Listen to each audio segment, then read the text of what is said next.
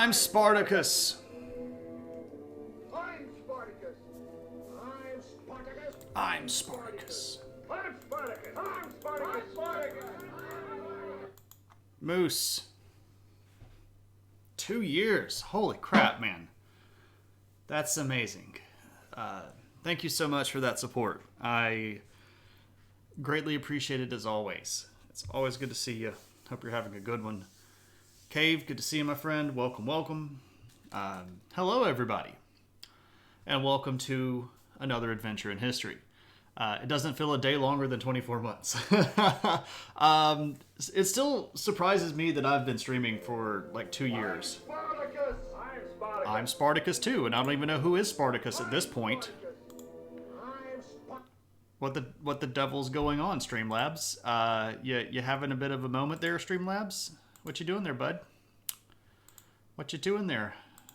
I literally have no idea what that was. So, Spartacus. Okay, yeah. Invisible Spartacus. Maybe they're coming for us all. I don't know what that was, but there we go. Yeah, Streamlabs has actually been kind of funky for the last few days. It was messed up when I tried to stream last Thursday, and it was messed up when I tried to stream on Saturday. And I thought that I had fixed it on Saturday after I got off stream. But I don't know. Clearly it still has some gremlins in the system. There's no telling what's actually going on back there with the alert box. Is it working? Okay.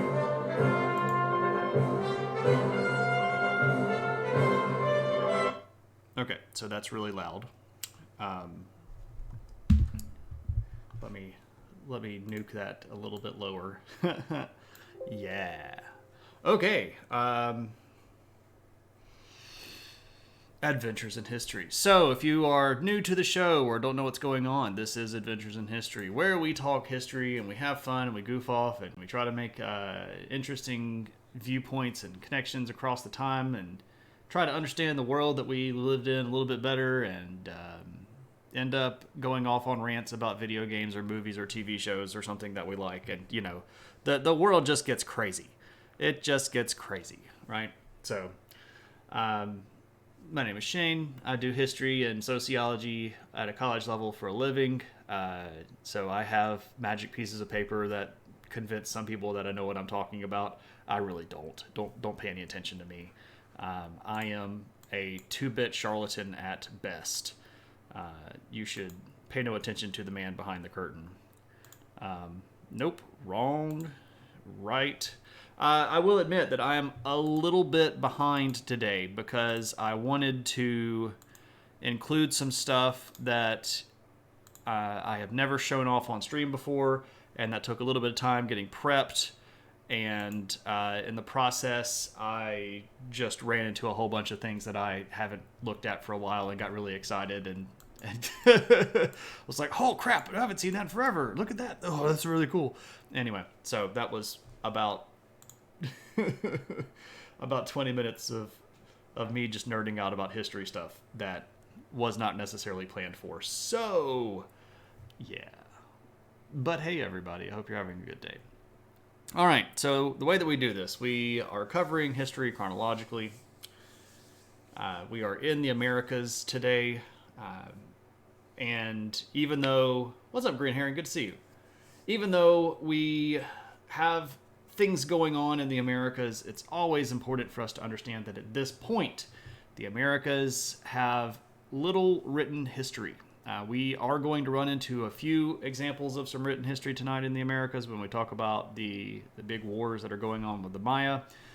But most people in the Americas at this time do not have a written language. So our knowledge of history about them is limited to interpretation of archaeological finds. And what that means is it's always a bit speculative. Now, I know that archaeologists and historians typically don't like to say that stuff, but, you know, if we're all being just real honest, this is just really good educated guessing, right? And sometimes we just don't know. And it's okay to say that. And I want to normalize saying I don't know, especially on an academic level. It's okay to say I don't know. Little written history, why didn't they write larger? Yeah, so they're typically not getting very good prenatal vitamins or neonatal vitamins, so they're not growing as big, and they just have smaller hands, so, smaller writing. It's just a factor of their time, Moose. Interpretive dance. They did have interpretive dance at that time. I don't know if we have any actual ability to interpret it properly, though. We do have art where their people are dancing, and I think that it is probably something that had a significance to them that is almost certainly lost in time.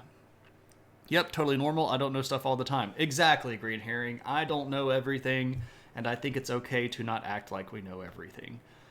A lot of academics get into the corner of feeling like if they say I don't know, they're going to think that I'm a fraud, or they're going to come after my credentials, and I have to hold on to my magic pieces of paper in my ivory tower, so I know everything, and that's silly.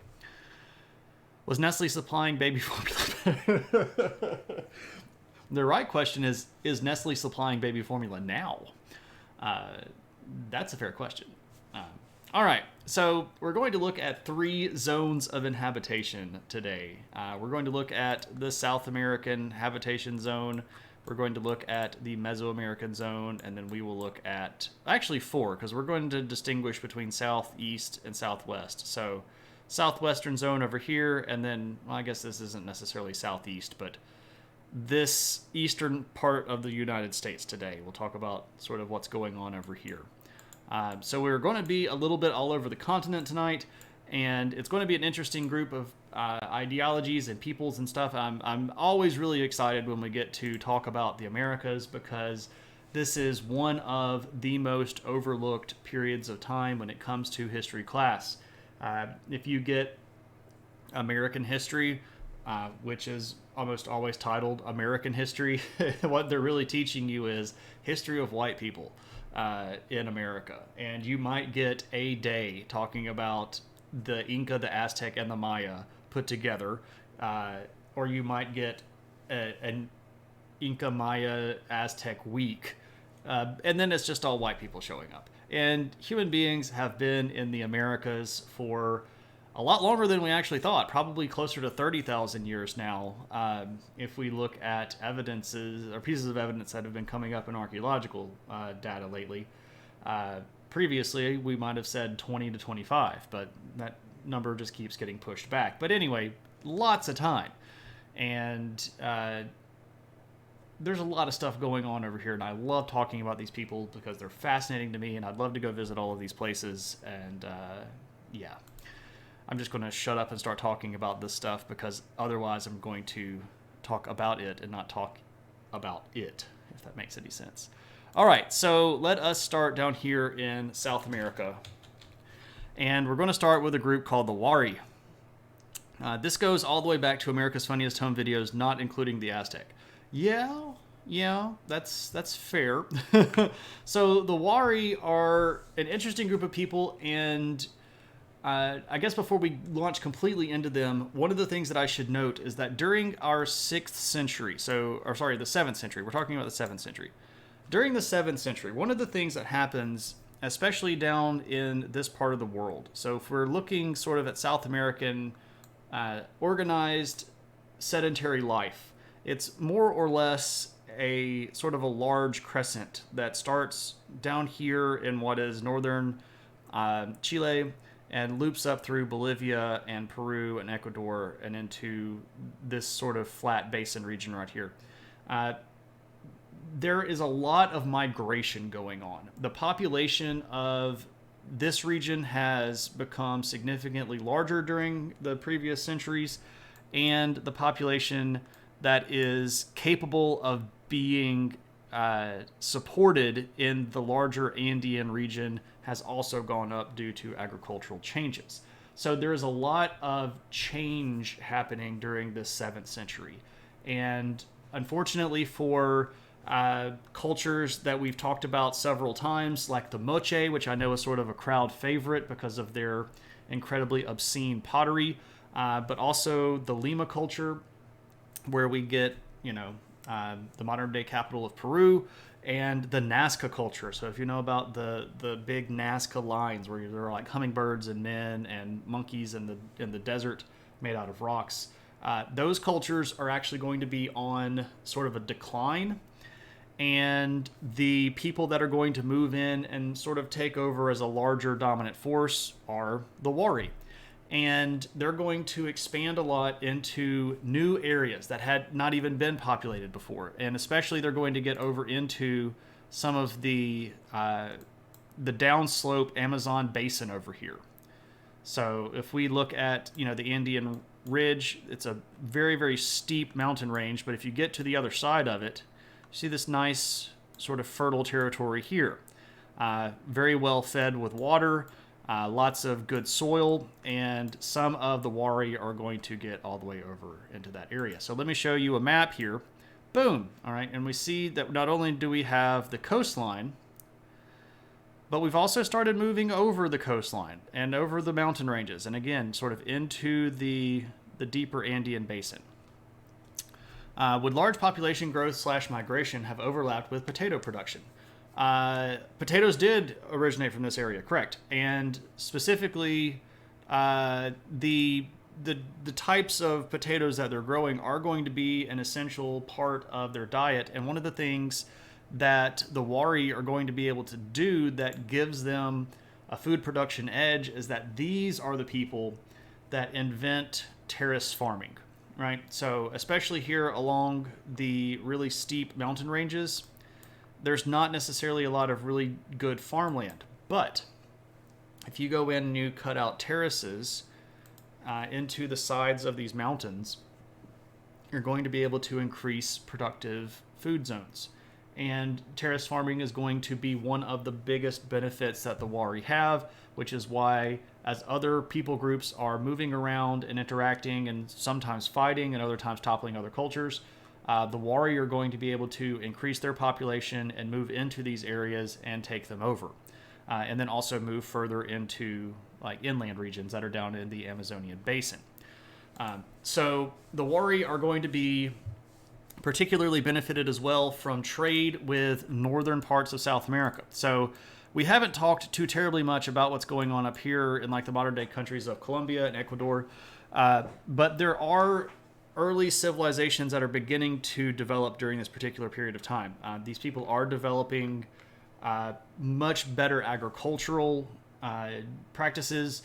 They're not necessarily getting to the point of forming kingdoms or larger government structures. They're still living in what we might call like big villages or small towns.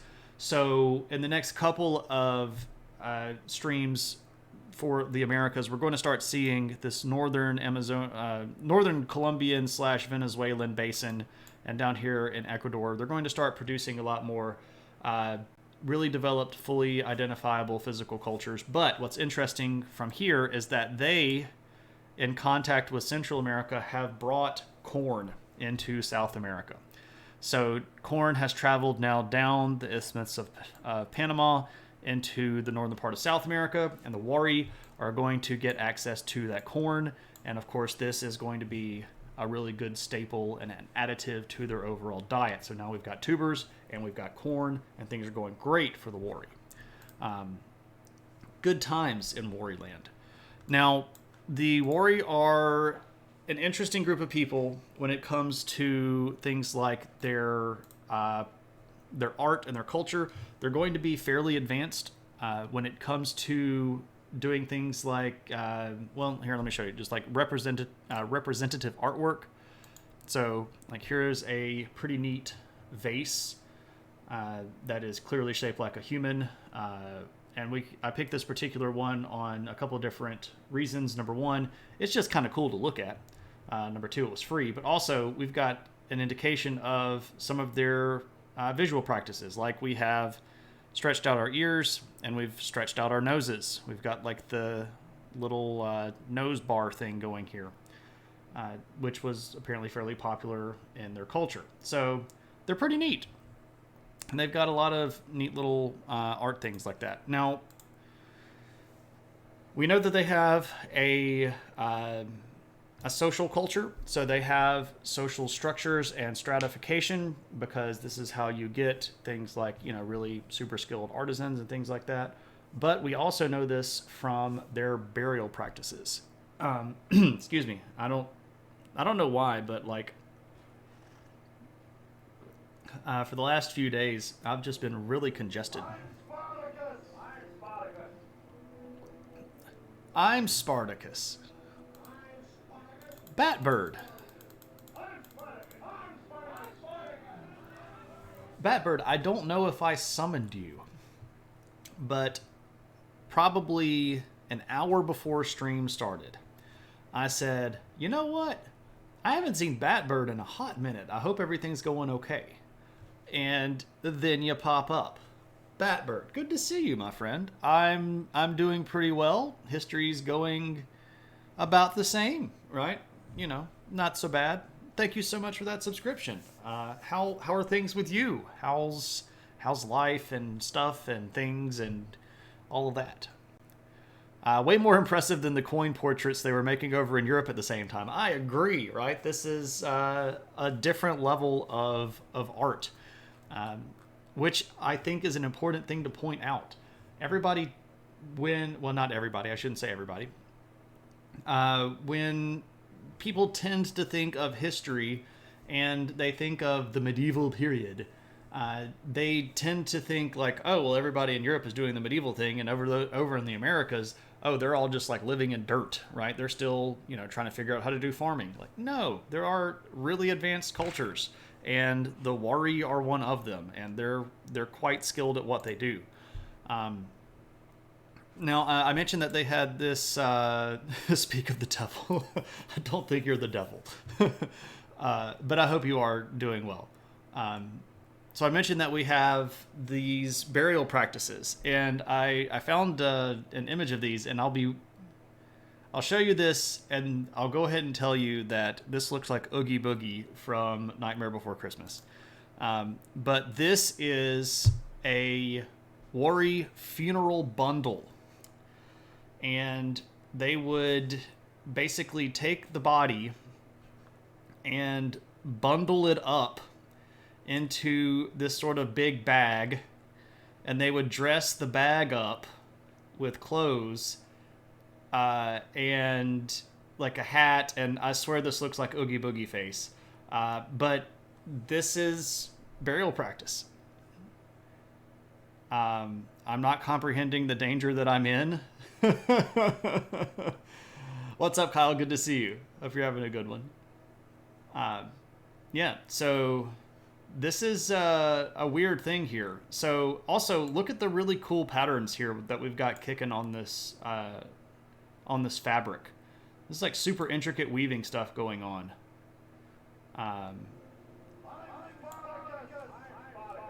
Why do we have an echo? I don't know what's up with the echo. 30 months. Holy moly, Kyle. Holy moly. That is a lot. We've had a lot of big month streaks going on. We've got 16 months and 24 months and 30 months. Allow me to just take a moment to once again do that super awkward thing where I heartfelt thank you all for supporting the stream. I really do appreciate it. I know that inflation sucks and not everybody has spending money, and you should never feel like you have to do anything to support the stream, but I appreciate yous that do. Thank you very much. It's hopeless you're finished. You haven't got a prayer because I'm Mr. Oogie Boogie and you ain't going nowhere. Did they bury their dead? I would think that would make a body bulkier and impede the burial process. Or did they float them up in the air like balloons? They did some kind of like tomb sort of things that are somewhat mausoleum-like. But yes, that did typically get buried in a little chamber. not necessarily like just throw it all in the dirt. But this isn't like a human size. The person would be like, sitting down and kind of balled up like this. So it's only like, maybe a meter and a half tall or something like that. So, yes, that is the Oogie Boogie. What up, Tuna? Good to see you, my friend. What are you going to do? I'm going to do the best I can, indeed. I guess we're just going to quote, which is okay, right? I'm not going to stop anybody from doing that. I didn't mean to show that yet, but we can talk about it in a second. Now, so we know that we have a socially stratified culture because we found a lot of their burials. And poor people don't get the cool bundle things. They just get like balled up and wrapped up in a blanket and kind of tucked in a hole in the ground, and not even a really deep hole in the ground. And definitely not something with stonework around it that's buried in a nice chamber, just like literally Jimmy dug a hole and threw, his brother in it.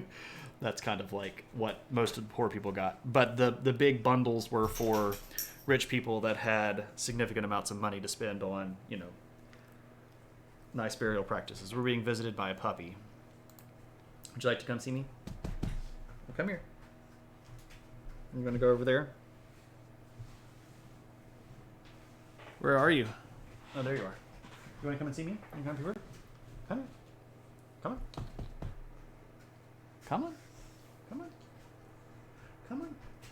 Come on. Come on, Papa. Come here. Oh, you got an itch? You're such itchy. You're so itchy. Well, come here. Come and see me. Hey, come here. Come here. Come up here. Come see me. Come see me. There's the puppy. Hello. Hello. Oh my goodness. Oh, thank you for the sugars. Oh, hello. That's a good girl. Yes. That is a good puppy. Oh my goodness. Oh, goodness gracious. Scratch my ears. Oh, that's the best stuff. You gotta lick the mouse? You wanna sniff it?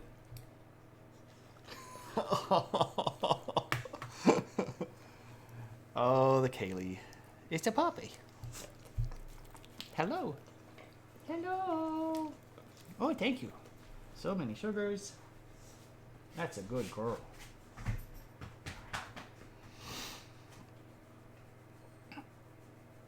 What's up, Shmonite? Now you want a Baymax burial when you die?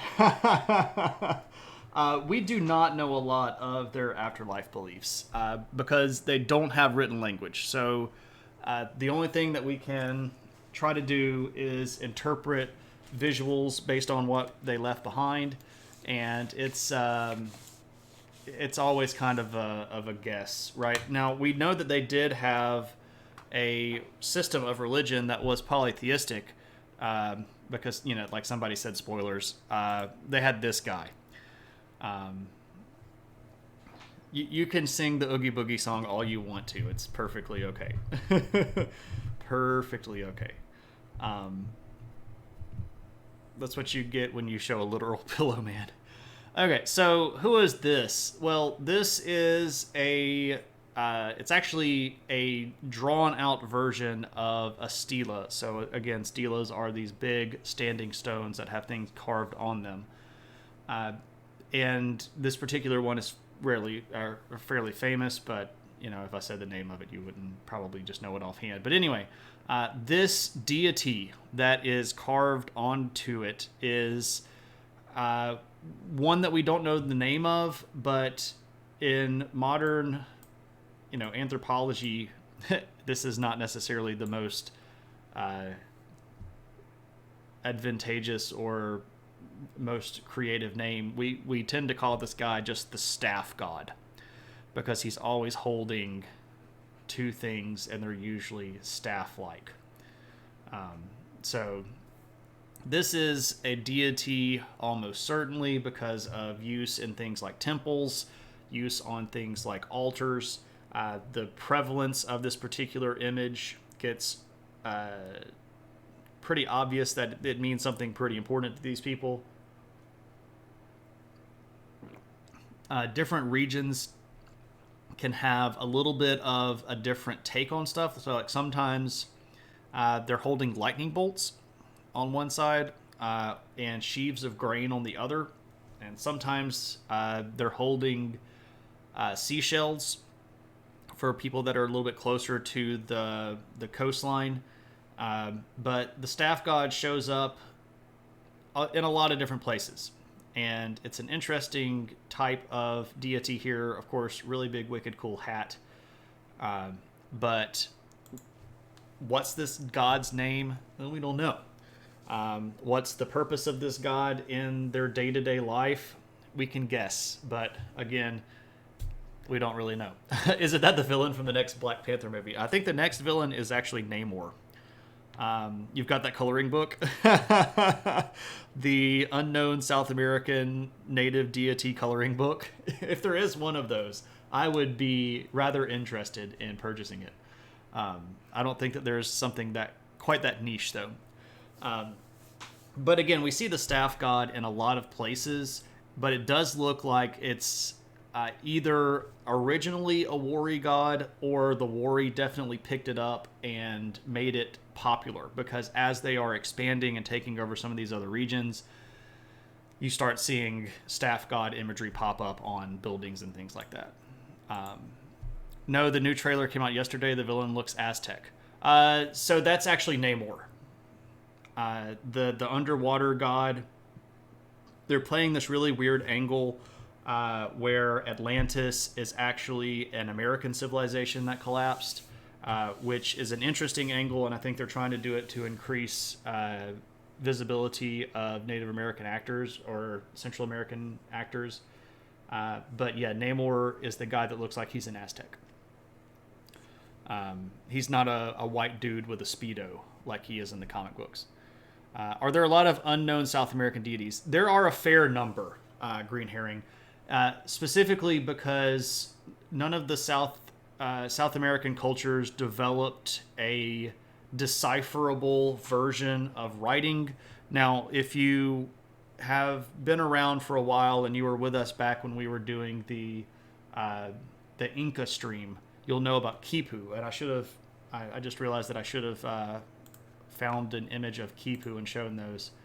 Let me do that real quick. But Kipu is a type of knotted rope system. And if you Google this, you're going to inevitably find a person saying that they have deciphered this. Do not believe them, because they're lying. Nobody has yet deciphered the Kipu language. But Kipu look like this. And there are different types of chords, and then there are different types of knots. You can see here that some of the knots are really large, and some of them are fairly small, and some of them are, like multiple loops. And some of them are braided, and some of them are just one type of fiber. This is what's called a Kipu, and it's spelled, well, I'll put it in chat here, like this. It is hypothesized that this was an early version of writing, and it was used to catalog things or to preserve memory, but we do not know how to decipher these. There was a guy that said, like, oh, I'm a grad student and I got a computer to help me decipher all of these. No. That process has provided nothing verifiable, and it got a lot of attention, and people got really excited, and a lot of people just ran with, this is exactly what it means. And then a lot of people have had to walk a lot of that stuff back. We don't know how to decipher Kipu. There are some promising leads, but we do not know. We don't know if it was even something that corresponded with words. It could be purely symbolic. This is maybe not each string is a letter or each string is a word, or we don't even know the system by which to begin to decipher it. Are these all years? Could these be months in a year or days in a week? Could these be numbers of harvests or cycles of the moon? We really don't know. We just really don't know. But what that means is we tend to get images of deities on buildings, but because they don't have, a legend that says God so and so, we don't really know what a lot of their gods are named. Now, the few things that we do have come from existing folklore, which cannot be discounted. I know that a lot of people tend to think that folklore is just, it's just word of mouth and blah blah blah, and we can't count that for anything. I am really strongly against that. I don't think that we can use it to firmly, passionately and emphatically prove something. But I think that folklore can retain a lot of information. So we have existing folklore that gives names to some of these gods, and we do have some Spanish accounts of when they showed up in South America and began to take over these people. There was some minor attempt at doing ethnography every now and then, but it was mostly done in the vein of, let's write back to Spain about how wretched and horrible these local people are. So everything is biased, and we can't count on the fact that the Spanish people were properly translating these things or properly understood them in the first place. So it's really unfortunate that a lot of this history is probably lost to time. It could be an abacus type thing. Yeah, exactly. Like, how would you even start working on it, Shmai? That's a great question. Like, where do we even start? What's the legend or the scale, right? Like, we don't even know. They needed subtitles. They do need subtitles, right?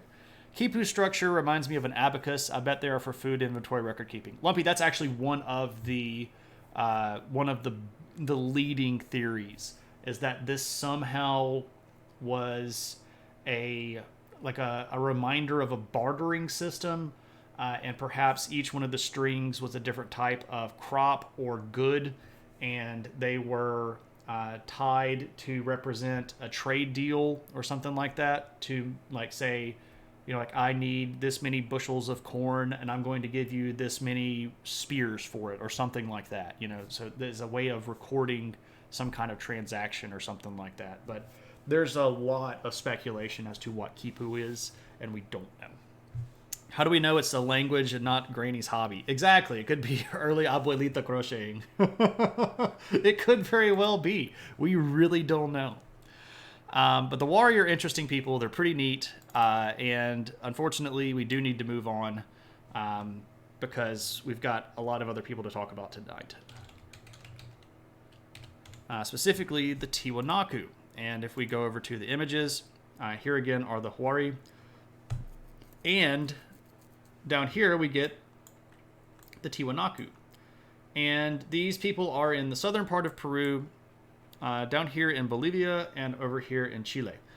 Specifically right here around the shores of Lake Titicaca, which is going to be one of their most important religious sites and home to a lot of their larger and urban centers right down there. Now, what's up with the Tiwanaku culture? Well, we did mention them in the last time that we were streaming about America, and we mentioned that they were sort of on the way up.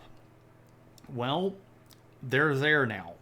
And Tiwanaku is going to have a really big population explosion in the 7th century. A lot of these migrations coming out of the Amazonian basin are going to benefit them quite a bit. They're also going to develop a lot of new techniques, because when the population starts shifting upward, you've got to find new ways to produce food. And one of the things that they become experts at is moving water around. And they have a lot of water in the region that they are, but specifically moving water around for agricultural purposes. And they do a lot of irrigation. They do a lot of land management, where they're actually going into things they're clearing fields, and they're going in to build up territory and stuff like that. One of the things that they invent is this really interesting, it's called raised platform farming. And basically you build a large grid of raised beds, and in between them you dig irrigation canals. So you run water into these canals to keep the soil in the squares between the canals fed with water. But they go one step further and they figure out, hey, we've got all of these canals, and we're going to plow up our fields and just dump stuff into the canal, and that, that water is going to eat up all of the, the plants and material, stuff like that, and this turns it into fertilizer. So they even had systems where they would sort of like follow a pattern where they would, grow their crops, and this particular field would get shoveled into the canals, and then the water would sit over the winter or something like that, and they would re-dredge out the canals and dump it into the next bed over to fertilize it. Really fascinating kind of stuff. One step further than that, they even figured out how to make the canals deep enough, little irrigation canals, that they started domesticating fish. So they would go catch fish out of the lake, and they would put them in the canals and have the fish spawn in the canals, because you've got all of this natural fertilizer, and there's, water plants growing at the bottom of your canals, so the fish can grow and develop. So now you're getting domesticated fish production and a lot of really good crop growth. It's really fascinating. These people are super interesting. And they're good at doing things like moving water around. They develop these really big catch basin systems that can catch water up on the mountain and hold the water until it's needed to flood the fields. They're just really brilliant when it comes to hydrodynamics.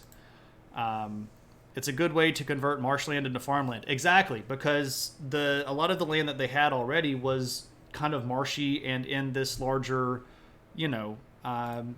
mushy part of the country anyway. So like, if you're over in here, or if you are around some of this area right here, you can already see how a lot of this stuff is just kind of marshy, low wetland stuff. So if you're already going to be in this kind of, marshy, low wetland, why not just build yourself some terraces and distribute the water however you need it? Brilliant people. There are some really, really cool things that they do. So what else we got? Their populations are going to grow pretty fast. All of this food production is going to allow, again, this sort of population explosion during the 7th century for Tiwanaku. Did I miss a joke about their name? Oh, Lord, that name? Oh, Lake Titicaca? Yeah, because why not? It's what it's called. I'm not breaking TOS. I'm just calling it what it's called. Why is it not full of boobs and poop? Who knows? That's a joke from Scrubs, by the way.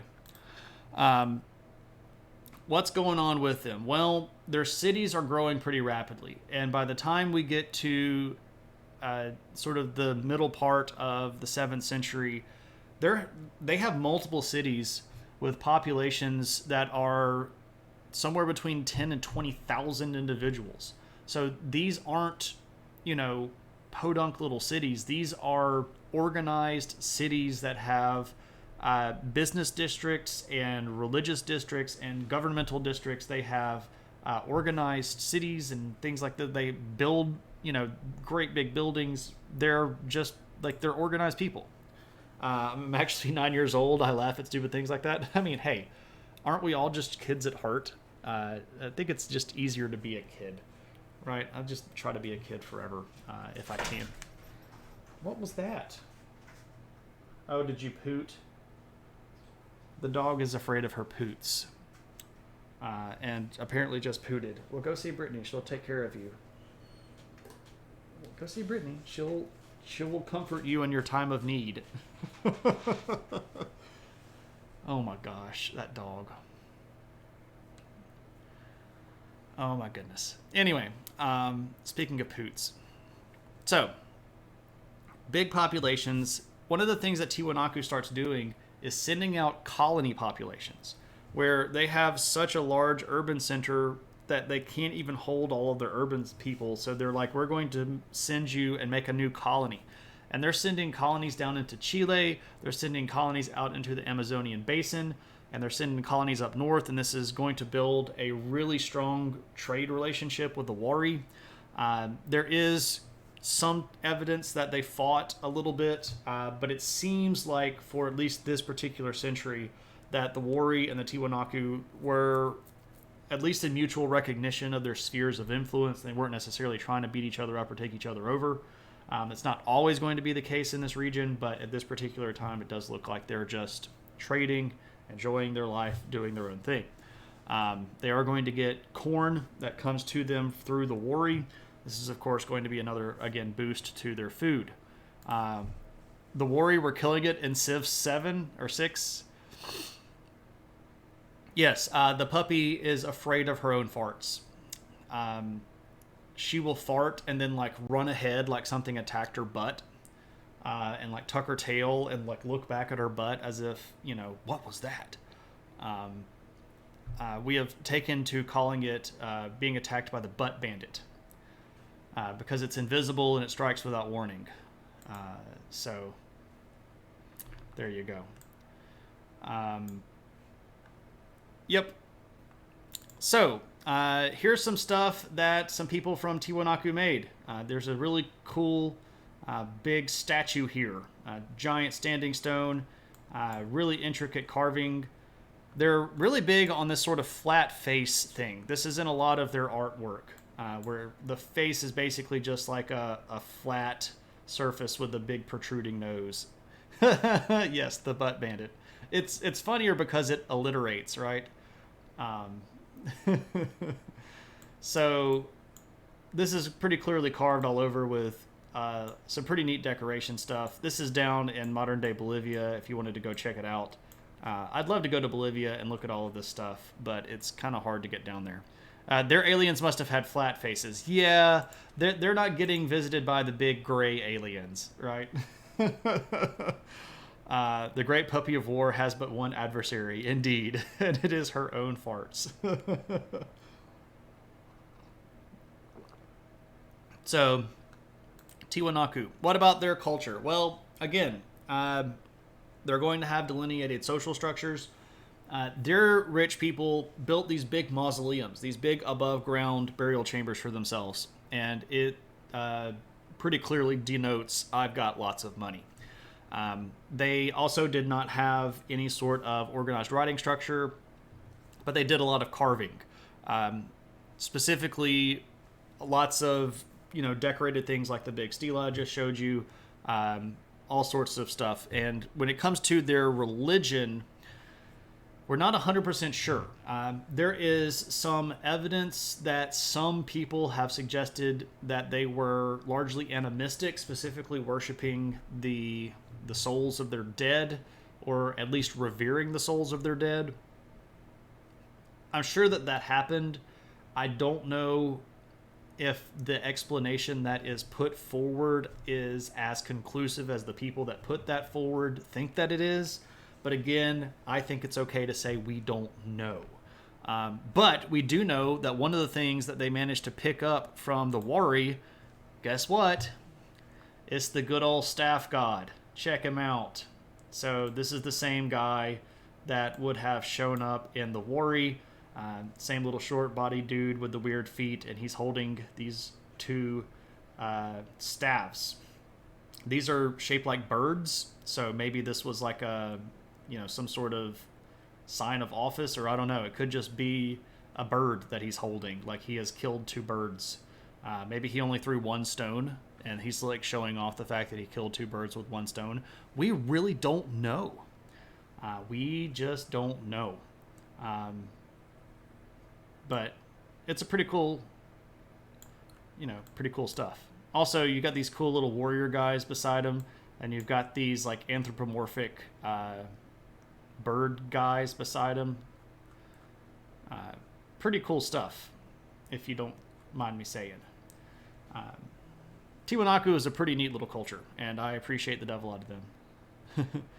So, there we go. I knew you would make that joke. Why not? Why not? It's like, it's right there. It's right there. You love their art style? Yeah, absolutely. It's pretty cool stuff. I appreciate the detail and the fact that, let me go back to the image here. Like if you look at like these two these two images, right? So this is one bird dude, and this is another bird dude. They're almost identical, right? If you're looking at the way that they're carved, they are almost identical. And that's the sign of a really good, skilled crafts person, right? That I can replicate an image over and get it almost exactly the same. And I mean, like, we've got a lot of people that are artists or that have exposure to art in the chat. How hard is it to draw the exact same thing twice? Like, even if you draw something and you're trying to copy it over, how hard is it to get it, like, more or less the same, right? I wonder if those are meant to represent harpy eagles. It's quite possible, but they do have anthropomorphic arms. So they've got an arm, and they do have feet with shoes on. So it might be the head of the harpy eagle, which is a wicked-looking bird. Harpy eagles are scary. But I couldn't make a guess on that, Green Herring. I would not want to say yes and that be wrong. I would think that it would be possible. It could also be a condor. It could also be various other birds. The crest here might indicate something from the jungle. I don't know. It could be a lot of different stuff. Just hit print again, perfect copy. Right? Just Control X for cut, Control V for paste. Same thing over and over and over again. Duh. Anyway, I need to make a little bit of time here because I am running my mouth too much. I have a hard enough time trying to get the other eye to look like the other eye, let alone a whole copy of a picture. That's just like real stuff. Behold my sticks, right? I have staves. Okay, so let's move up to Central America, and I'm already running late, and I want to make sure that I have enough time to do show and tell. So, unfortunately for that, let's just do a bit of a breeze for Teotihuacan. I don't actually have any pictures to show you about Teotihuacan anyway, because we've shown all of them. We've talked about Teotihuacan now for 4 or 5 streams. It's a very large city. It's roughly here in, it's right about here in Mexico. And for the last 300 or 400 years, it has been the biggest city in the Americas. Until the 7th century comes around. And the 7th century is going to see a marked decline in Teotihuacan's power. We don't really know what happened. Teotihuacan had a rudimentary writing system, but not one that was super well developed. And a lot of the stuff that we have, again, is based on archaeological excavation. But we do know that during this particular period of time, there was some catastrophe that happened in Teotihuacan. And this was apparently something that either started as a riot or maybe was done by invaders. Again, we're not sure. But the rich portion of the city got burned. And we're not just talking about a temple got burned. We're talking about the rich portion of the city, the whole area where the rich people would have lived and where a lot of the big buildings were. It all got burned. Also, the Avenue of the Dead, like the big long causeway that has the Temple of the Sun and the Temple of the Moon on the either ends of it. We've shown pictures of this before. If you want to go back and watch earlier episodes, I really encourage you to do that if you haven't and this interests you. If you want to know specifically which ones they are, you can shoot me a message and I'll tell you exactly which VODs you can go watch. But there are lots of buildings that are along the Avenue of the Dead that get damaged, defaced, burned, or fully wrecked during this period of time. So we don't know what happened to Teotihuacan. There are a lot of theories. One of the theories is that the Maya were at this point large enough that they didn't need to rely on Teotihuacan for trade, so they went up and beat them up, which is possible. There's also just the chance that the leading government structure of Teotihuacan got greedy, and the people rose up against them and broke all the cool stuff and killed all the leaders. But whatever happened, Teotihuacan is going to decline rapidly, to the point that by the end of this century, there are not going to be very many people left. A population that used to be upwards of 30, 40,000 is now down to just a few thousand. And by the next centuries, the 8th century, it is utterly abandoned. Now, this is one of the great we don't know why things in Central American history or Mesoamerican history, because it was the big city. It was basically an empire to itself. And then one day it just wasn't. And we don't know why. Systems collapse in the ancient world is usually like 3 bad things away. Like if 1 bad thing happens, okay, cool. If 2 bad things happen, we can probably get through it. But if 3 bad things happen, our entire system might collapse. And it's a fragile system in the ancient world. So take what lessons you can from that. It might not be as stable as we think in the modern world. But Teotihuacan goes away, but this is going to be the rise of the Maya. Even in modern civilization, we're only 3 meals away from anarchy. Yeah, that's kind of the parallel there, Cave. Kind of the parallel. So you don't go too long before you start getting mad when you can't eat. All right. So this period and the next century are going to be the height of the classical Maya. So these are all of the big cities that we've been talking about. Yavin 4, which that's just me joking. Yavin 4 is a big Mayan city where they filmed Yavin 4 on Star Wars. But it's called Tikal. There are also big cities like Copan, which is in Honduras, and Caracol in the Patan Basin, and Calakmul. 2 of the biggest cities that are around at this time are going to spend most of this period of time fighting each other. Tikal and Calakmul. So, this is interesting stuff because at this time in Central America, the Maya have writing. And because they have writing, we know a lot about this period. And it's really interesting because, and this is something that I like to do a lot when I teach history classes or when I talk to you all on stream here. I really like to compare like the way that people view things across periods of time. So if you read the historical chronicles of the Maya people, they read a lot like historical chronicles from everywhere else, right? So if you're looking at Roman chronicles or the Assyrian Kings List chronicles, or heck, even like the medieval histories of like the Franks or the Slavs, it reads really similar.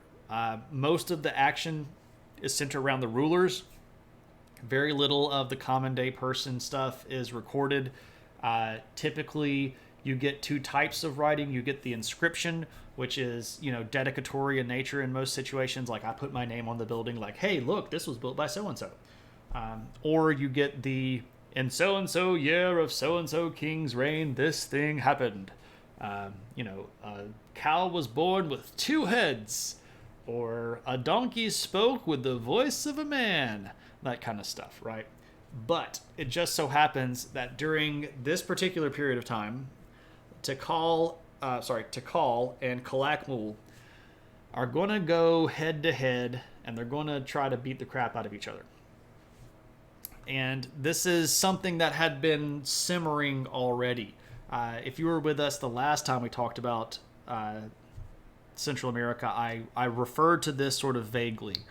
But in the 500s, Tikal and Calakmul had already had a big war that stretched almost 40 years, from 537 to 572. And Kalakmul had more or less won that, and Tikal was sort of kind of licking its wounds for a little while. But this particular war is going to go in lots of different rounds, and it's really kind of fascinating stuff to do. Two-headed cows are always big news, right? It always gets in the paper. So, what's going on? Well, here's the deal. Let me go over here, and I'll give you some names, and I'm not going to try to type these because it will be faster for me to copy paste them. I got myself a little document that I can copy paste from. All right, so this guy, whose name is Kinich Muwanjol. Yeah, Kinich Mananjol. Yeah, that's a crazy name. This translates to Radiant Hawk Skull. Radiant Hawk Skull. Yeah. Great name, right? So, he is the king of Tikal. And he has 2 sons. His first son's name is Balaj Chankwali. Yeah. I'm sorry, Kwail, not Kwali. Kwail. And his other son's name is... Copy. Nun Ujal Chak. So, yeah, we're clearly going to refer to these people by their English names because I will butcher their original names. But usually, if we're just going to refer to them, the way that they get referred to in history is with their... Let's actually use these. Let's just call them Balaj and Nu'un. By the way, Balaj Chan Kwail translates to Flint Sky God. And Nu'un Ujol Chak translates to Shield Skull. So, anyway, this guy decides to put his 2 sons on the throne. So, Kinich, Radiant Hawk Skull, decides that his eldest son, or his second son rather, Balaj, who is Flint Sky God, gets to be the king of this new city called Dos Pilas. We don't actually know what the ancient name for it was, but it's called Dos Pilas in modern day. They had way cooler names now than Bob and Doug and Lisa, right? So, Balaj, Flint Sky God, gets Dos Pilas as his territory, and when Kinich dies, he leaves Nu'un in control of Tikal. Now, here's the thing. These 2 brothers don't get along, and Dos Pilas had become a big economic center and was doing really well. And despite the fact that it was supposed to kind of be like more or less subservient to Tikal, the brothers didn't get along, and Balaj more or less decided that he was going to kind of run Dos Pilas as, kind of his own thing. Right? Splitting your kingdoms between your sons. Doesn't this sound just like the Franks that we were talking about a couple of weeks ago? Kinich and Balaj sounds like, well, yeah, so we're through the Stargate now, right, Junk Collector? Good to see you, my friend. Well, it was always supposed to be that Nu'un was going to be king of Tikal, and that was supposed to be like the over king, right? The big king.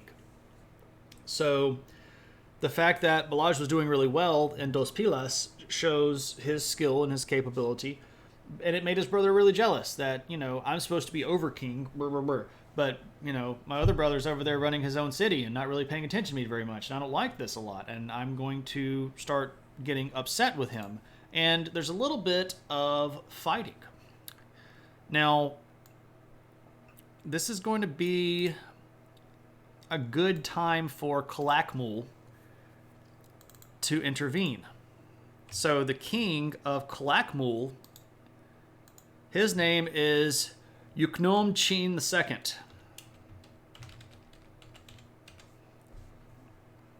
And technically he just goes by Yuknom the Great from Calakmul. Let me push that down to another level so that our words aren't quite so small. Take it down to another level. We'll just put a space right there.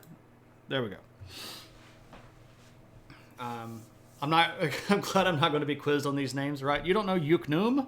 Come on, man. Yuknum the Great. Anyway, he's the king of Calakmul. He's this guy. This is actually his death mask. Archaeologists located his grave and have excavated it, and this is his death mask. Interesting stuff, kind of freaky looking, staring into your soul maybe. Weird looking dude. What up, Uncle Bill? Good to see you. Anyway, so Yuknum is looking up at Tikal and goes, they're weak. I think we can take them. What if we just go up there and beat the crap out of them? Now, Dos Pilas was closer to the border with Calakmul, and in 650, Yuknum is going to invade Dos Pilas, and he's going to sack the city, and Flint Sky God, Balaj, has to run up to Tikal. Now, this is not a good organization or a happy situation, because now the brothers are in the same city. They don't really like each other. And Flint Sky God, Balaj, is trying to convince his brother, Noon, or Shield Skull, whatever you want to call him, that, hey brother, you should loan me an army so that I could go back and fight Calakmul and retake my city. And his brother's not particularly excited about doing this. He's like, you know what, man? It's real. I'm real sorry that you lost your city. I know that you really liked ruling down there. It was such a bummer when I heard that you couldn't defend yourself against our enemies. Unfortunately, right now, I can't spare the army or the expedition. I think you should just hang out here, and maybe a couple years down the road when Calakmul or Yuknum is not so interested in your city, maybe we'll go back and take it then. Balaj does not care for this answer. He's the Flint Sky God. Like, hey, I'm the guy, right? I don't like being told no. And he decides, if you're not going to help me, I'm just going to go over and join forces with Yuknum. So Balaj betrays his brother and goes and signs up with Yuknum and says, hey, if you want to go kill my brother, you should totally go do that because I'm on your side. And Yuknum is like, I've always wanted to sack Tikal. It's going to be grand. And so the betrayal is in. And in somewhere before 662, so probably like the late 650s or the very early 660s, Yuknum is going to bring his army up from Calakmul and sack Tikal. And this is a pretty brazen moment, because Yuknum decides, you know what, I'm actually not going to kill your brother. What I'm going to do is I'm going to make you both swear fealty to a puppet king that I'm going to put in charge. So neither of you is going to get to rule. I'm just going to humiliate you publicly by making you swear allegiance to this kid that's clearly a puppet ruler. And this was super embarrassing. Whatever happened to blood is thicker than water? Blood is thicker than water insofar as I get to still rule my city and I get to run my business, and my brother gets shafted by the whole situation. I don't know, man. It's a messy situation. So technically at this point, neither Balaj or Noon are in charge. There's this weird puppet king that's in charge, and Yaknum is laughing at them all the way back to Kalakmul. Now, this doesn't sit well with either of the brothers, as you might expect. And it takes them a little while to rebuild their power base and to rebuild the army, because when Kalakmul came in and wrecked everybody, they didn't just play. They came in and they wrecked the crap out of Tikal. And it takes them almost a decade to rebuild some power base in the structure. And what ends up happening is that, according to the story, Noon, or Shield Skull, gets a little ticky and he doesn't want to wait. So he decides now is the time to attack. Now, what happened with Flint Sky God, or Balaj, Yuknum had actually moved him back to Dos Pilas as kind of like a fancy schmancy governor, but he wasn't a king. He wasn't in charge.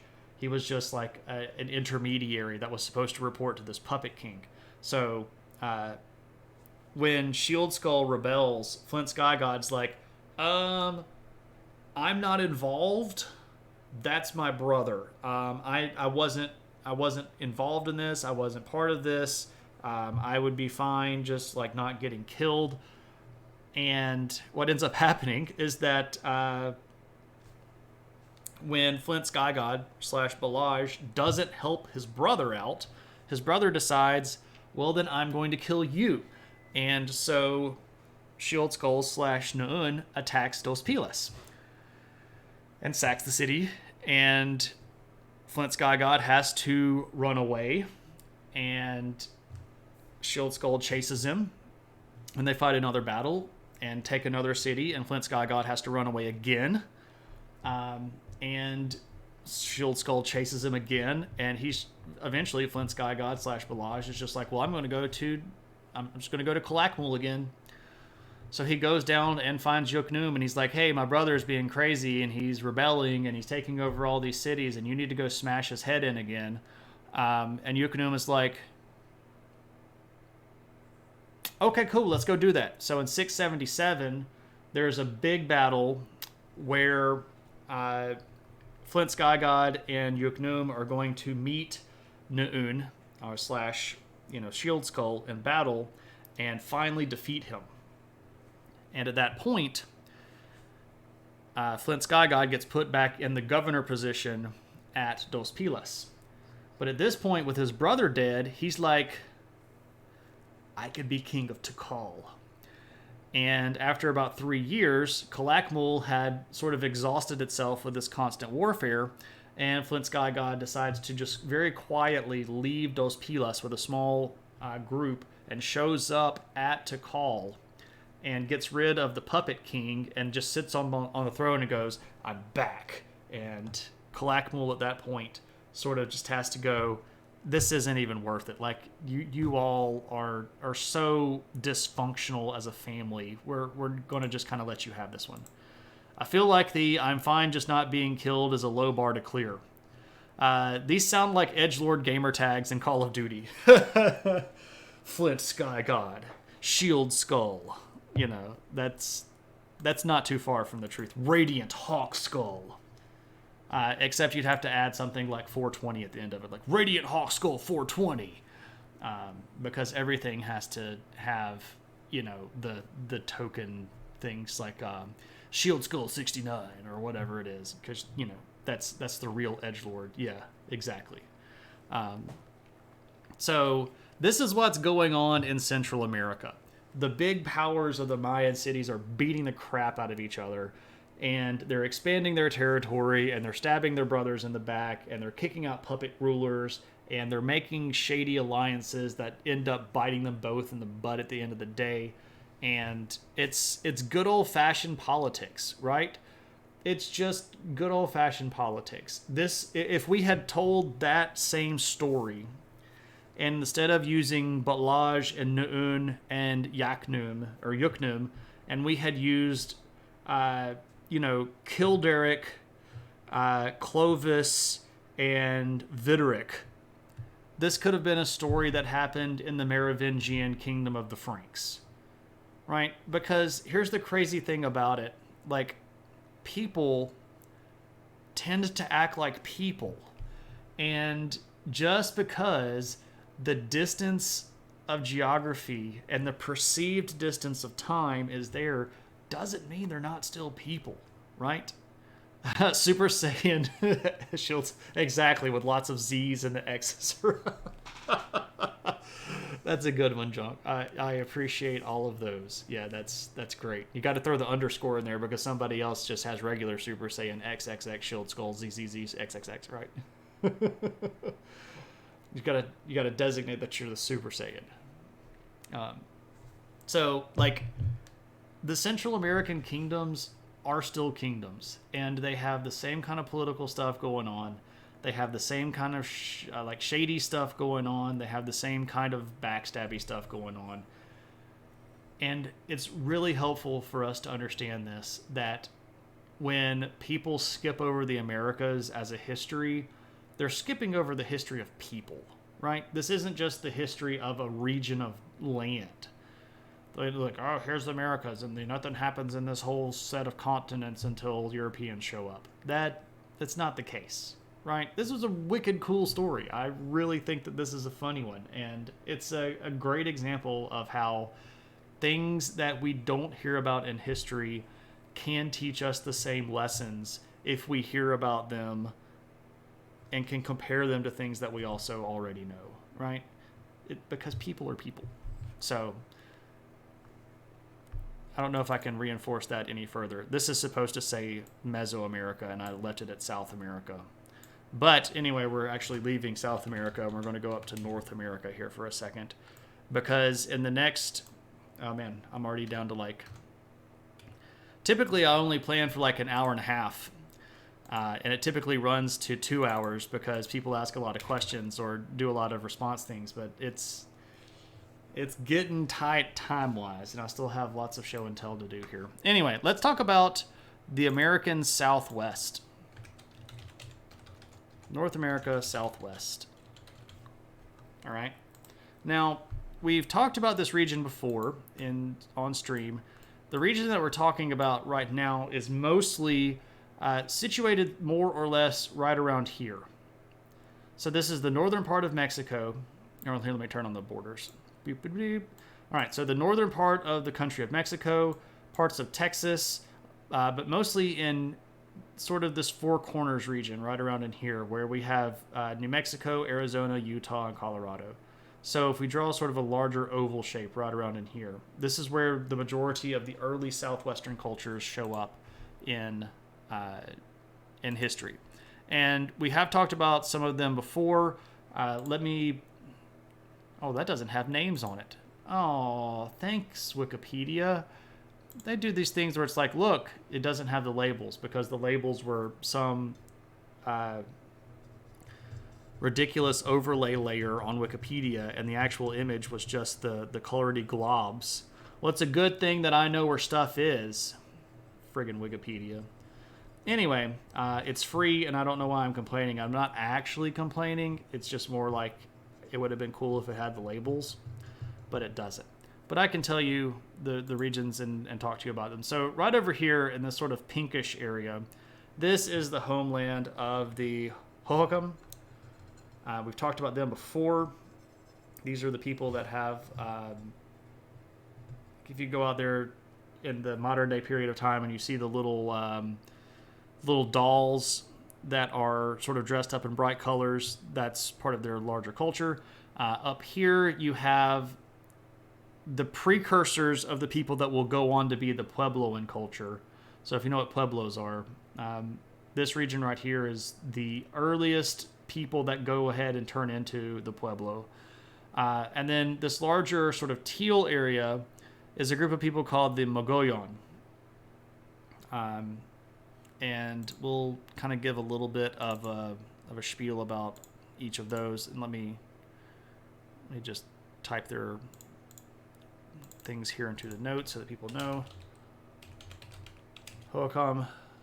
Well, I don't even want to say that they are the Puebloans. Like,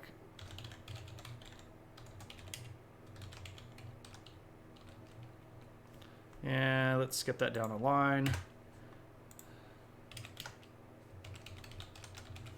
All right, so these are our main southwestern cultures at the moment, and what's going on with them? Well, a few things. First off, there's not necessarily a crazy amount of change in the 7th century in the Southwest for a few reasons. Now, one of the reasons is that the populations were not very large. They were growing, but they weren't really big. So until you get a certain amount of kind of population control where you can grow enough food to support a larger group of people, you got to have population power to build things like big cities or cliff dwellings or things like that, or pueblos. So if you know anything about like the cliff dwellings that are in New Mexico and Arizona, or if you know about the pueblos that are in Colorado, Utah, Arizona, New Mexico, all of that stuff is coming, right? It will be a few centuries before that hits. The earliest ones that really start hitting are the ones that are over in New Mexico for this region. A region right around here. Let me kick this off. The region right around here is called Chaco Canyon. There are a lot of really cool civilization builds up right around this region. But that is all the way up into the 1000s, right? So at this particular time period, our region is slowly growing in population. They are doing some new types of domestication of crops. It's right around this period of time where the domestication of agave starts spreading. Now, that had already happened back right around the year 600. But as more people learn the benefits of agave and the food that it can offer and the nectar and the intoxication version of it, more people start growing that as a food supplement additive, and it's going to help. We're going to start seeing, though, that agriculture is becoming a bigger part of their overall diet. So a lot of these groups were still doing quite a bit of hunter-gathering kind of stuff, and they were adding agriculture on top of it. During the 7th century, you're going to start seeing a few people that are wholly agriculturally based, and they're going to already have invented quite a bit of fairly advanced systems of irrigation. They're going to increase that during this period of time. But I mentioned them because I think that it's important to understand this region. Yeah, and like Shmonite brings up that the ancient alien regions, like this is the Anasazi, or whatever they decide to call them, the precursor people or whatever they want to say they are. It's nice to just know what's actually happening. During this period of time in the Southwest, you're not going to find a big city. If you found something that qualified as a town with like either mud brick or stone buildings, there were going to be maybe enough to count on two hands in this entire region. There are not a lot of large sedentary dwellings. There are some villages that move around. There are still a lot of people that are doing hunter-gatherer stuff. More people are beginning to rely on agriculture as a sole source of food, but this is not the century where everything starts happening. How could they have built mounds without aliens to teach them how? Answer me that, so-called history man. Well, it turns out that when you're a kid, you sit in the dirt and you just pile up dirt. And then you go, huh, that's kind of cool. I want to do that, but bigger. And so then you and your buddies start deciding, hey, we've got nothing else to do for a few hours this afternoon. Let's just go pile up some dirt. And then everybody kind of gets involved. And in the process of that, the local religious leader / shaman comes by and goes, hey, keep on doing that. Because when you get done with it, we can do cool religious stuff on top. And people are like, yeah, it actually sounds kind of neat. Because it'll be kind of like raised up and we can do all the cool stuff for the religion thing. And they're like, yeah, that looks pretty nice. And then they start growing more food. And then the king comes around and he's like, you know, I'm liking this mound thing. I like the fact that people need to look up to me. So you all go build me one of those big piles of dirt too. And people are like, okay, I mean, I guess. Fine, whatever. So they go build him a big pile of dirt too.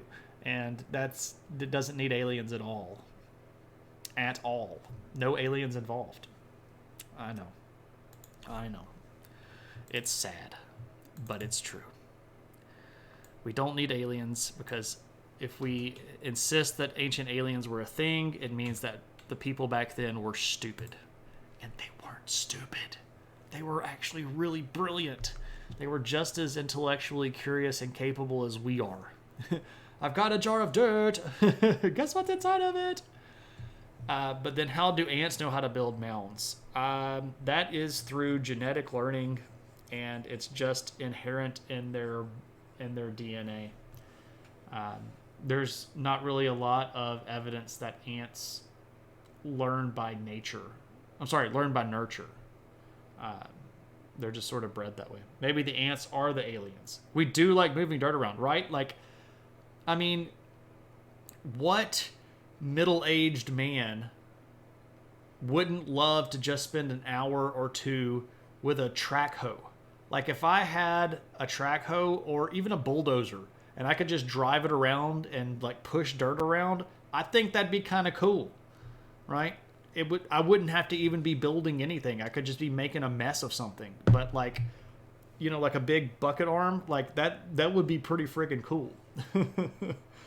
I would love that. So, okay, now let's get over to the Southeast / Midwest.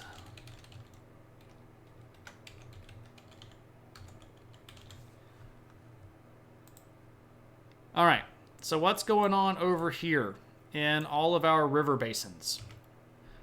We have talked about what's going on over here several times. At this period, this is what we call, during this particular stretch of years, goes up to about 1,000 of the current era. We call it the late woodlands period. Let's be careful debunking ancient aliens. Don't you dare get my favorite unintentional comedy show canceled. Schmonite,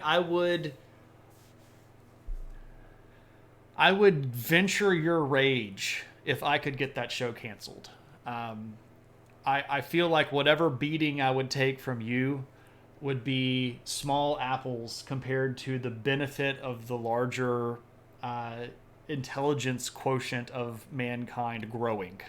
I'll settle for the 3-point accessories on a farm tractor, backhoe, front end loader. Yeah, I mean, even that sounds fun, right? Even that, I'd be down with that. But yeah, I would take a potential whooping from Schmonite if I could get Ancient Aliens canceled. It would be worth it. It would be worth it.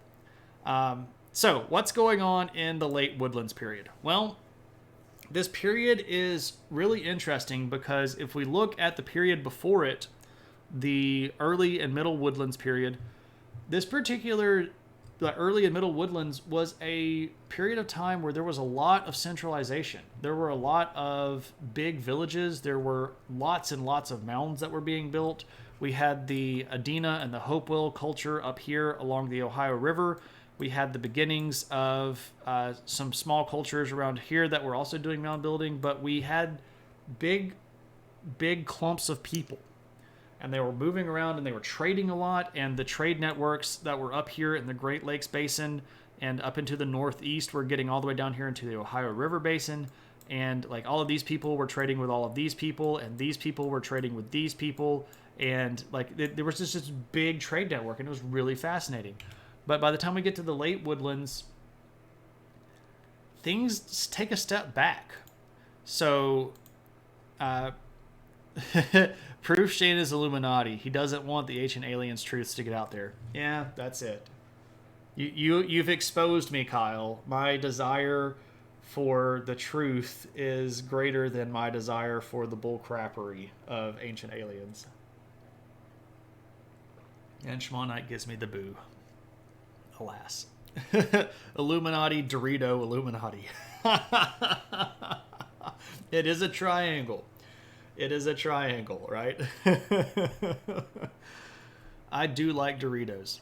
What year, roughly, were those late woodlands period? So, a lot of people date it from the year 500 to the year 1000. Some people date it from the year 600 to the year 1000.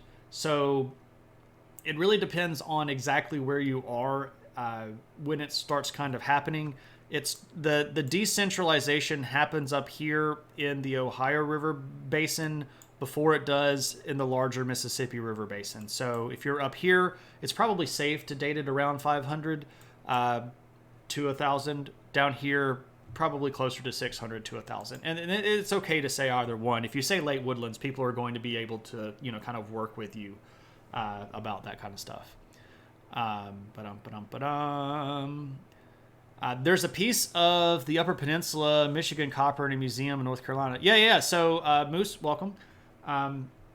We've actually talked about the larger sort of metallurgical growth that came out of the Great Lakes region. That goes actually several centuries back before where we were. But yeah, they were, we even have metallurgic capabilities over here in America at that time, which is something that a lot of people don't think about. Is that not why you are here? Aristotle, what's up, my friend? Good to see you. Hope you're having a good one. Hope that the world is treating you nicely. For those of you that do not know, am I getting a double raid? No, it's just doing that weird thing where it's doing the alert again. Okay, whatever. Doctor Who Cares? That's great. What's up? Good to see you. Aristotle, if you're not already following my friend Aristotle, you really should. He's a smart dude. He teaches philosophy and ethics, and he is a great streamer, and it's a delightful kind of thing, right? You got to go check out his stream. For those of you that don't know who I am, hello and welcome. My name is Shane. I teach sociology in college, and I also teach history in college, and this is Adventures in History, which is my stream, where we talk about historical stuff, but this is not your high school history class. You only come here for the compliments, right? Aristotle is a generous and kind individual that I bet gives good hugs. I bet you that Aristotle gives good hugs. I just have a hug sense, and I bet he gives good hugs. Anyway, so we talk history here, but we try to have fun with it. And Lumpy's like, I want an Eris hug now, right? Come visit, and we'll go over to visit Eris. He's like, I think 10 or 12 hours away from me now. It's a long way away. Anyway, so tonight we are talking about Native American cultures during the 7th century of the current era, and we're currently talking about the North America region, and specifically the southeast and midwest of North America, predominantly along the two big river basins here, the Ohio River and the Mississippi River. And you all actually came at a really great time because I have... I spent some time thinking about what I needed to do to really express what's going on in the particular time period that we're talking about, and I decided that one of the things that we could do is a little bit of show and tell. So, to kind of recap what we were talking about a little bit, there had been some really big population centers prior to the 7th century, but during the 7th century, the population centers disperse, and people actually move further apart. And the population doesn't seem to necessarily go down a lot. They just move further out, And instead of having big population centers with maybe 5,000-10,000 people, you start seeing a lot of smaller groups that get back to your 150, 200 people sized, larger clans. So what made this happen? And there are some fairly big theories.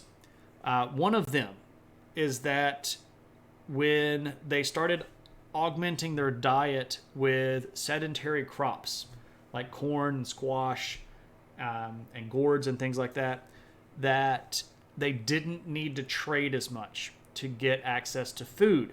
So smaller groups that had learned how to farm could supply themselves in smaller groups without having to rely on big population centers.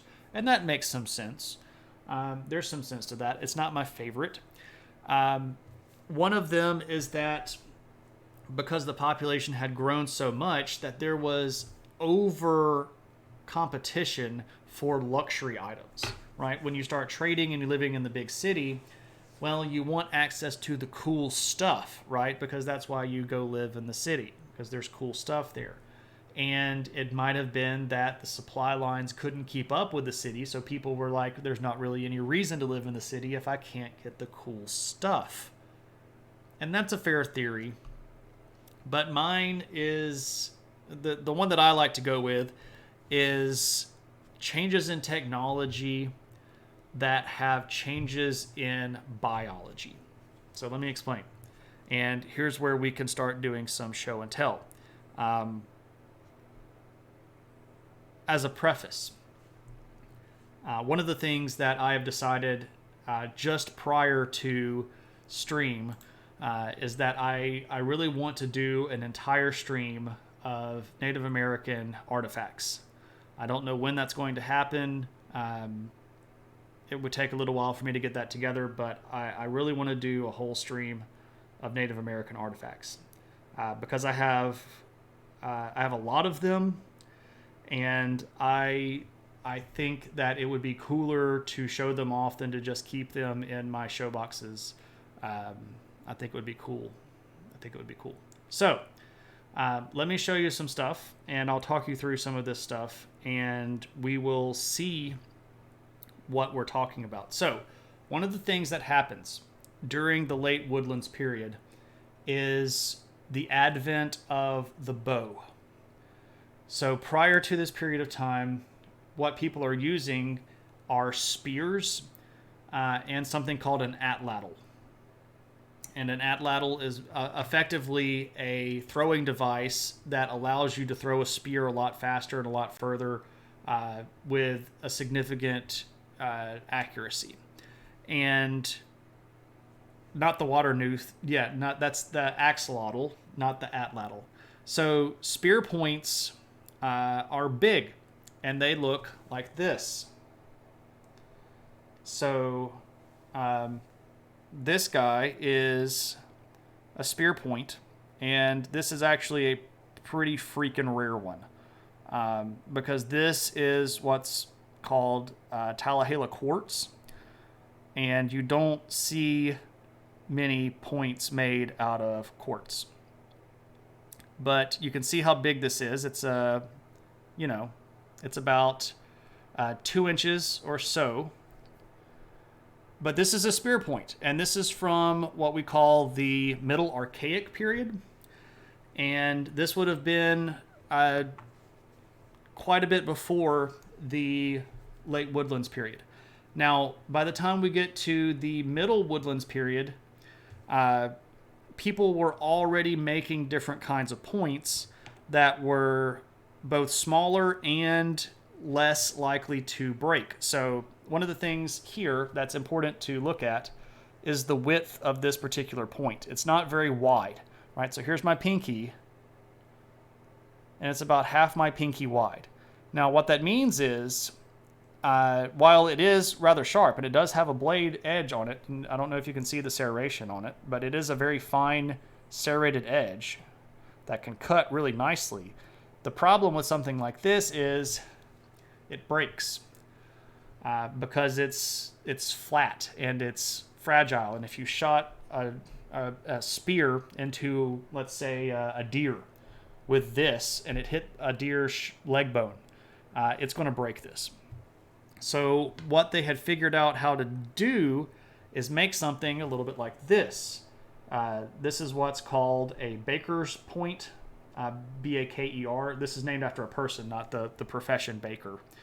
And this is from a little bit earlier on, so closer to where we are talking about. So this is a middle woodlands period point. And you can see that the basic shape is pretty much the same, but it is a little bit smaller. And it's also a little bit thicker. And the thickness here is important because you're going to be easy to retrieve this guy. You huck a spear with this into a deer and it's going to penetrate pretty easily. It does, again, have a pretty nice serrated edge on it.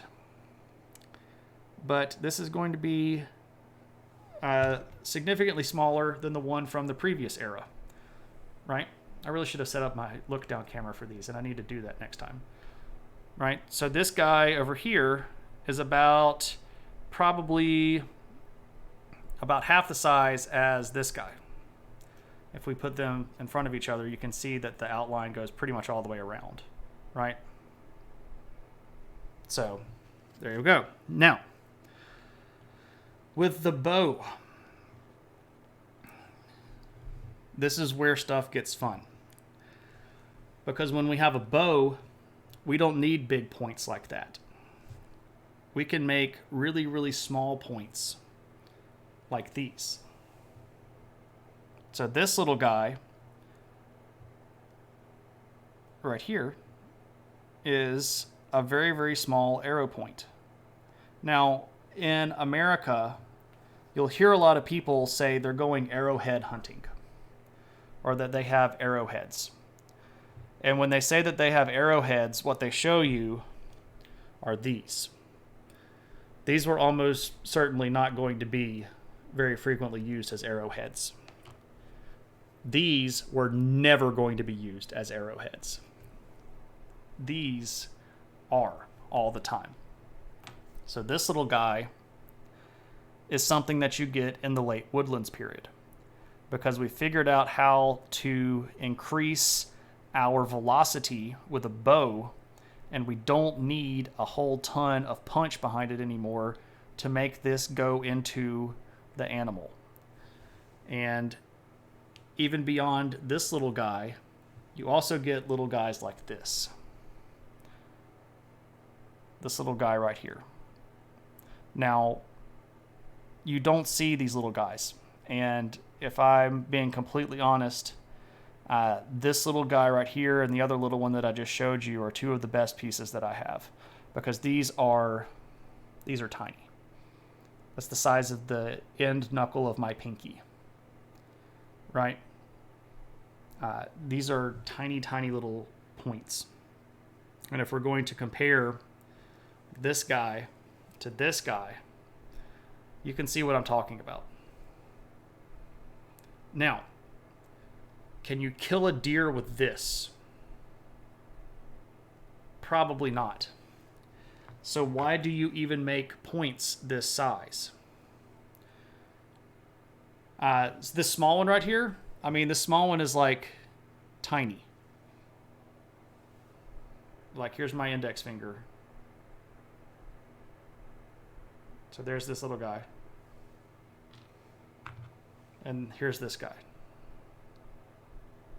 Right, so this one's probably about 2¼ inches in length. This little guy is barely over 1/4 inch, because like it fits between my knuckles right here. So it might be an inch. I don't know why I said 1/4 inch. It is doable to hunt small to medium game with the small points. And that's the kicker. No, it's not poison. It's not poison. It's a change in the animals that they're hunting. Now, remember that the whole purpose of me showing off this stuff was to give you an explanation of what I think happened to the population during the late woodlands period. Why did they disperse back out? My theory, and what a lot of other people agree with, so it's not like I came up with this, I'm basically attaching myself to another group of people that believe this theory, is that the population had expanded to the point that they had eliminated the large game. So they had begun to out hunt the deer, and they were out hunting the elk, and they were over hunting these big animals that were providing them food.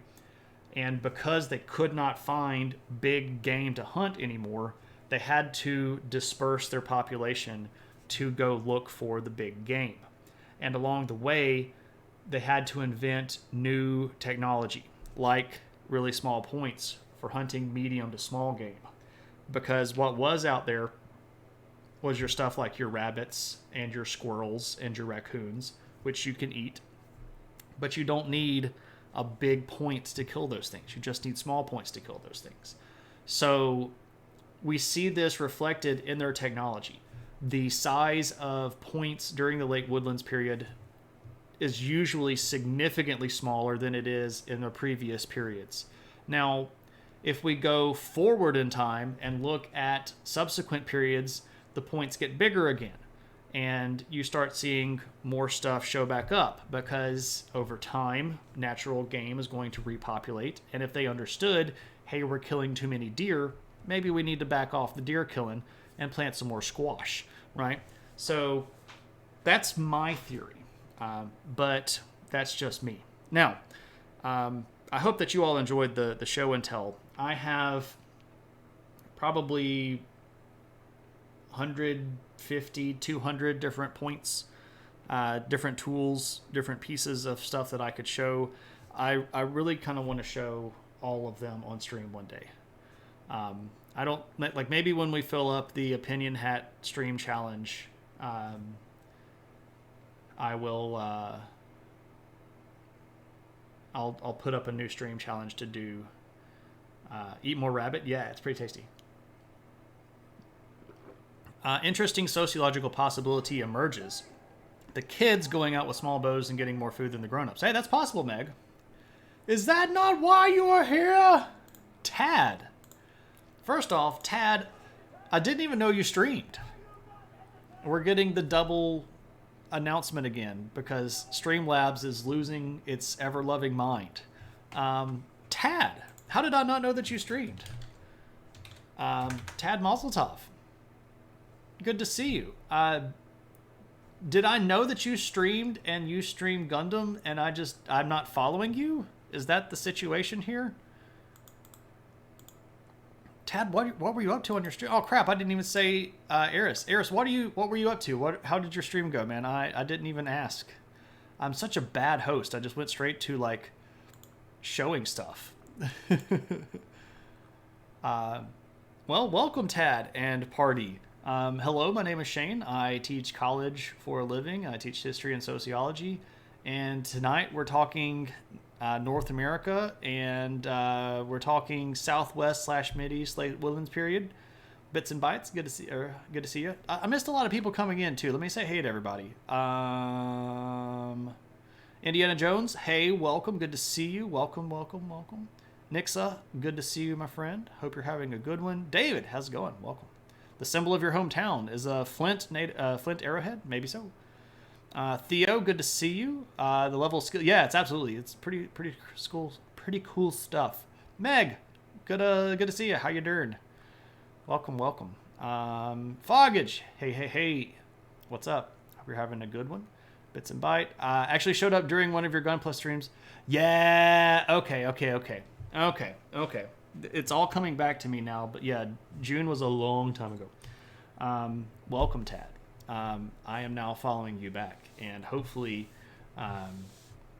the paths will cross in such a way that I can throw some people at you in the future. But what were you building? What are you working on? I'm still working on the Flugel. Last time I streamed, well, you were actually here, but I was doing water slides on the old Flugel. So that's what I've been working on. It's a pretty model. The Dynamis. Did you see the clear Dynamis that came out on P Bandai for like 2 hours before it sold all the way out. It was pretty cool. I don't have a Dynamis. Kilted Preacher has a Dynamis. And I like the kit. Of all of the 00 series, that's probably the one that I would get first. Unless I could find a PG of the Exia. Because I want a PG. I don't have a perfect grade at all. But anyway, I'm rambling about Gundam stuff. But good to see you, Tad and friends. I hope you all are having a good one. Feel free to participate in the conversation at whatever level you feel comfortable. But at the moment, I'm actually kind of done. So that's actually the end. I wrapped up, and I did some show and tell. But if anybody has any questions about anything, or if anybody wants to do some point redemptions or anything like that, now is the time. Now is the time that you could. But thank you, everybody. I actually finished up before 9. Current events. There's a What's in the News. If you want to hit What's in the News and pick something, I can ramble about that for just a bit. Usually I save most of the current event rambling for Gundam streams, but I do have a point redemption if you want me to do something specific. Tuna, you got something specific, or you just want me to run the mouth? Which, of course, I can do. I'm quite capable of talking almost to the point where everybody's tired of hearing me talk. Maybe.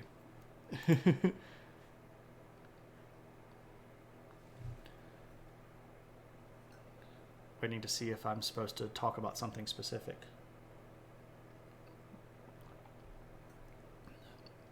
I'm supposed to rank 3 things. 3 booty emotes. Okay. Let's see. The cat shaking its butt is pretty great. So I'm going to have to put that one first. I don't know why a butt is shiny. That's actually a bit off-putting, especially in those pants. There's no way that those khakis are shiny like that. So I'm not buying the shiny butt. So I'm gonna have to go cat butt dance, blue pants butt, khaki butt. That's what I'm gonna say. I want you to talk about Frasier coming back without the other cast. I haven't seen any of that stuff actually.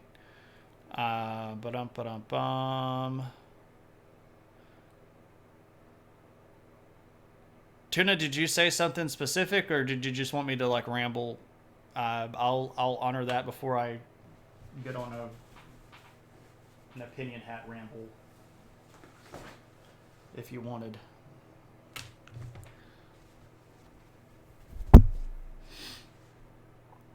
Drugs and Halloween candy? Oh yeah, because everybody is, super stocked on money and is totally going to put fentanyl in drugs because, that stuff is like super cheap and drug dealers give away stash all the time.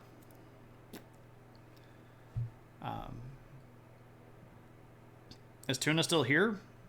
Are you looking up something specific you want me to talk about, or did you redeem and run? All right, let me put on the opinion hat here, which has been summoned by Aristotle. Best of the classical slashers by my criteria of choice. And I have a list. Freddy, Jason, Michael, Leatherface, Ghostface, Pinhead. Okay. Classical slashers. So can we consider Ghostface classical? Because the Scream movies are what I would even call kind of like a slasher revival, and the whole point of the Scream movies to me is to play off the tropes of classical slasher movies. So like I don't know if we can consider Ghostface an actual classical when he's supposed to be an homage to the classics. So I don't know if we can include Ghostface on that. I don't know if we can. I actually was offered free drugs by a random drug dealer once. It was like 4 years ago, and it was extremely strange. Okay, Noger. That's cool, I guess. Very generous drug dealer. I guess the first hit's free, right? Okay, so Leatherface is kind of like the first classic, like the first of them though, because like the first Texas Chainsaw, dun dun dun dun dun dun dun dun dun dun dun. Lewinsky's Dress. Thanks for that follow and welcome to the adventure. Good to see you. See you all the time in Eris's chat. Leatherface is actually the earliest one if we're looking at that list, because the first Texas Chainsaw is older than all of the other ones. And in that way, he might be like the prototypical slasher. But does that mean that the prototype is better than any of the subsequents? So this is an important question to ask here. I don't think we can include Jason, and let me tell you why. Jason did not start off as a slasher. In the first... See, I don't know if somebody else just followed or if Streamlabs is having an entire meltdown right now. So, I don't know. I don't know what's going on here. He forgot about Lizzie Borden, right? You almost just included you just included Ghostface because he's almost 30 years old. Don't say stuff like that. You're offending me, Aristotle. This is hilariously coincidental because my boyfriend is currently obsessed with Dead by Daylight. Well, that's fair. Texas Chainsaw Massacres in 74. This is crazy interesting. This is the kind of high quality content that you get when you hang out in the stream here. Okay, so I don't think we can include Jason as original because the first Friday the 13th movie didn't have Jason in it at all except for the very last scene. And then in the second one, he is not even really very much of a slasher. The blood in Friday the 13th really doesn't start showing up until like Jason 3 or like, Friday the 13th part 3, 4 and up. And he really doesn't turn into like the brutal slasher stuff until like 4. So I don't know if he qualifies. Freddy is a slasher. I mean, literally, he's got the big knife hands. But he doesn't always use them to kill. So if I'm just using the word slasher, Michael Myers. I think it's probably going to come down between like Leatherface and Michael Myers. And now, don't get me wrong. I really like the Hellraiser movies. I think that the Cenobites are really interesting as antagonists because they're some of the first antagonists that actually try to have character development, right? Like they're attempting to get the people to have some sort of at least understanding of why they're being tortured. Now, I know that somehow makes them less slasher-ish, but it also can make them more scary because in something like a Leatherface or a Michael Myers, they don't talk. And it's easy at that point to look at them almost as an animalistic sort of force of nature. Whereas when the Cenobites show up, they're freaking messing with your mind. Like they're tricking you into torturing yourself or getting dismembered or, getting hooks in. It's just a giant mess. So the Cenobites are scary as crap. And I do quite like them because of that. So I think I'm just going to have to go with Leatherface, man. He's the first one that's out there. And here's another thing, like, and this is just fully my opinion here.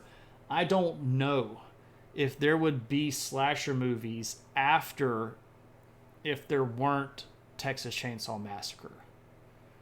I don't know if that genre would have had as much of a potential audience if that movie hadn't caught on as a cult classic hit and people started bootlegging it around in the late 70s. And I might even go so far as to say, since I'm wearing the opinion hat, is that the phenomenon of the cultural phenomenon that was the Texas Chainsaw Massacre might have been the catalyst that actually sparked slasher movies into being a thing in the first place. So I think I'm going to have to give it to Leatherface. I think that it's just the way that it is. It worked in BioShock. The Alpha series prototype Big Daddies were objectively better than the productions, and yeah, so there we go. Never seen any of these, so you have no clue. Yeah, Halloween was in 78. Friday the 13th was in 90. Elm Street is 84. Hellraiser's in 87. Yeah. The Hellbound Heart, it's good stuff. Michael Myers is in Dead by Daylight. Actually, OP is one of the few characters that has an ultimate finish.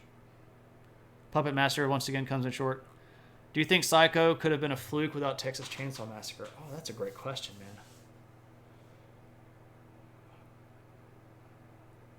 No, I don't think it would have been. Psycho had enough power by itself. It had its own thing. Like Psycho, it was enough of a force by itself to have been okay without it. All right, so there we go. There's a well-reasoned and probably way too much deeply thought out answer to what is the best old slasher. I think we're going to have to stay with Leatherface because I really do feel like he probably kickstarted the whole genre. I think so anyway. Is Tuna still around? Tuna redeemed What's in the News and then set off. So let me just honor that, and I'll I guess I'll just kind of spitball here. So they're giving out. So you redeemed What's in the News, but then you didn't say anything else. Was there something specific that you wanted me to talk about, or did you just want me to go?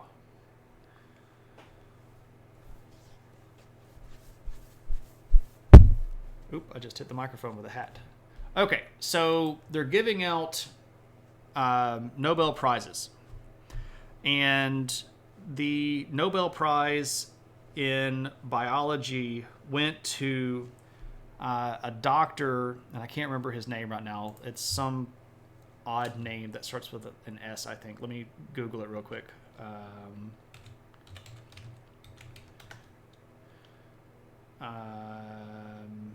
He's a Swedish guy. Svante Pabo is his name. Svante Pabo.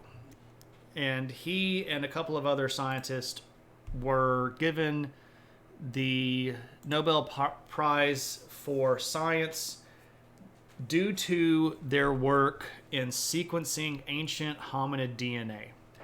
Specifically Denisovan DNA and Neanderthal DNA. And I think that is a fascinating correlation of how history and science are becoming friends. And I applaud this union of fields. I think for a very, very long period of time in academia, and this goes all the way back to I would even say around the turn of the century of the 1900s, like even like early 1900s academia, there has been a coordinated effort among academics to basically wall off their disciplines from other disciplines. And I think that is both harmful and stupid. And I think that the disciplines of the world should share with each other. We should be open to seeing new ideas. We should be open to how other fields can influence and help our ideology. And I really like the fact that the stuff that they chose for the Nobel Prize is history and science coming together and going, let's explain the past in a way that we both can benefit from. I like that a lot. History has been, as an academic field, very reticent in many cases to letting science in. And I know that everybody would probably say, oh, well, we've been doing carbon dating since the 60s. Go back in the 60s and read rebuttals to science papers that do carbon dating, where historians from the 60s rail against the inaccuracy of this stuff. These people in these labs, they have no idea about comparative dating. They have no idea about archaeological stratigraphy. They don't know crap. They're stupid. There's no proof behind this. This is an untested theory. It's a range of time. You can't narrow it down to a specific date. This is never going to be beneficial to history. I mean, there were dozens of rebuttals posted about this stuff, and I think that it's just stupid. Just let people in, right? We're all humans.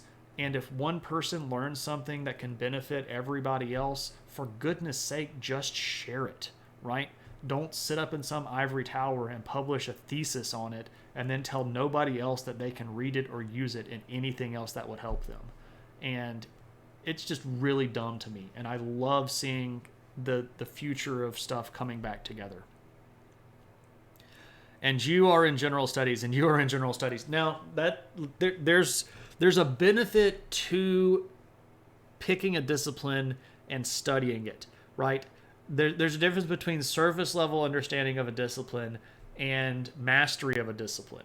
And I'm not trying to say that everybody should be general studies, but what I do encourage everybody to do is learn about everything, right? Because it is going to tie back into something that you know. The crazy thing about humans is we live in cultures that overlap other cultures, and we do things that have other people involved.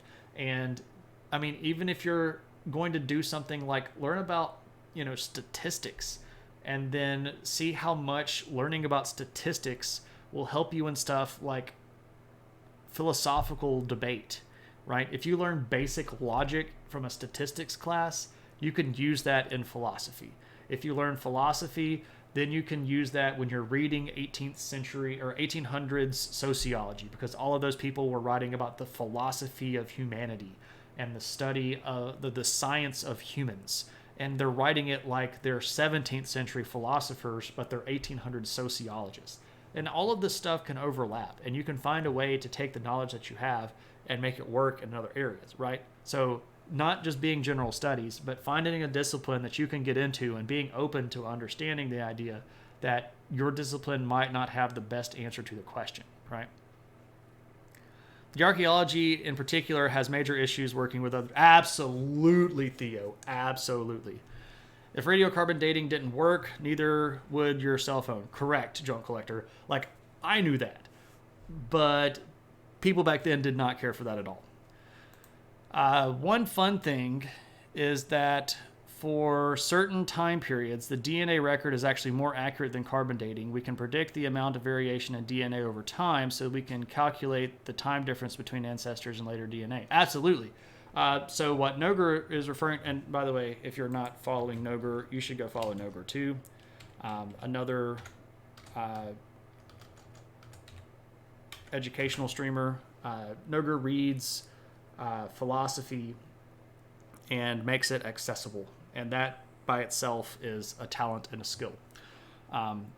So what Noger is referring to here is the rate at which DNA mutates. So we can look at human DNA sequences through time, and we can estimate how many particular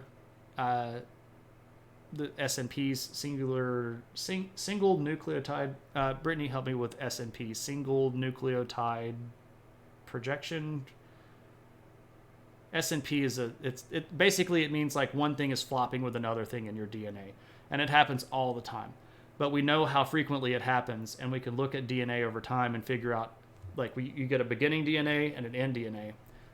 Polymorphism, thank you, single nucleotide polymorphism. And what ends up happening here is we can look at where it started and where it ended, and we can go, there are 5 generations between these people based on an average dispersion of SNPs, right?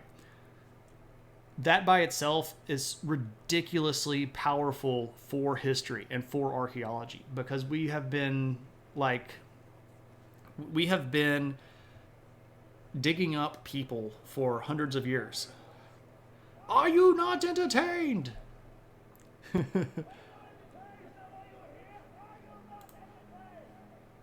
All right, JMR. What's going on, my friend? Hey, everybody from JMR Stream. Welcome in. My name is Shane. I teach history and sociology in college. Normally on Tuesday nights, we're doing viewer requests, but tonight we're doing a bit of a Thursday stream on Tuesday because Thursday is my birthday, so I may or may not stream on Thursday, so this is kind of like, hey, there we go. What up, HBK? Good to see you. Hope you're having a good one. So my friend JMR here, you got to go give this guy a follow. He plays games and builds models and sometimes Legos, and it's a great streamer. Always asking fun questions, getting chat involved. Cool dude. Watches a lot of anime. Thank you very much, Nixa. Good to see you. We've got, now that we're doing all the shout outs, go follow Nixalotl, who is an artist that does all kinds of fantasy art and is currently working on a lot of character sketches for a D&D campaign that they're playing on stream. And you might also find Nixa working on animated VTuber stuff, which is really cool to watch. Did a Bardbarian, which I thought was pretty cool. No, it's a fairy Barfarian. It's a fairy barbarian, not a Bardbarian. It's a Bardfarian. I couldn't remember the term that I had mushed up together for it. Anyway, go follow Nixa. You'll have a good time. I'm doing okay. I'm actually kind of winding up. I got on a little bit of a head of steam, just rambling about some stuff on the side. We were talking about some stuff in the news, and I got a interesting question about horror movies and my preferences in those. We were actually just about to do a raid. My voice is getting a bit much, and I've been just really congested lately. For some reason, I don't know why. Maybe it's like some pollen is shifting in the atmosphere or something like that, and I don't know. It's just affecting me. Affecting me with an A. You're playing Metroid Dread. I don't even know what Metroid Dread is. It's a side scroller. What system is that for, JMR? You still have a monk from first edition that's 24th level. Holy crud. Moose, that's a cheers. Pollen warfare, exactly. I don't know if it would be against my particular well, I'll just leave that one alone. Winter is coming with the allergies, right, HBK? Holy moly. Every time the seasons change, I get a little congested, and I think this is probably what it is, because it's fall time. It's the latest Samus game on the Switch. See, I don't have a Switch, so I would have to obtain one of those before I could play it. I do quite like Metroid games. I just got through about a month and a half ago playing Metroid Prime 2, which is an okay game with a lot of flaws. Way too much backtracking in that game, but it was pretty fun. I mean, it kept me occupied, right?